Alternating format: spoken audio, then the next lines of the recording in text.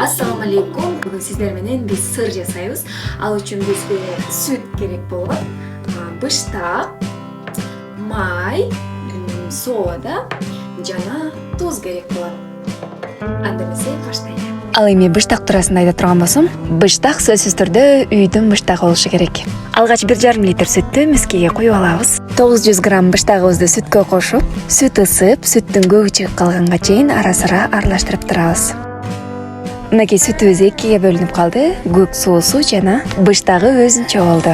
Муну өтө кайнатып ийбестен, кайнаганга чейин гана сүзүп алып алам. Сүзүлгөн быштакты сковородкага салдым. Эми буга 1 чай кашык сода кошолу. Жана татымыбызга жараша туз себелейбиз. Андан соң 50 грамм сливочный май кошобуз.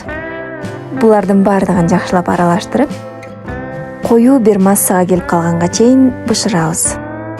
Түбүнө тартпаш үчүн ушинтип аралаштырып турдум.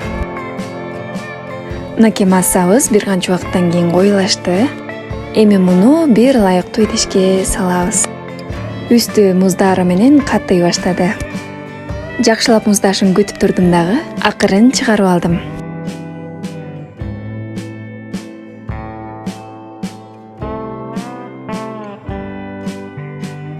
Дүкөндөрдө сатылган кадимки эле твердый сыр болуп калды. Сиздер дагы жасап көрүшүңүздөр керек. Өтө даамдуу сонун сыр болот.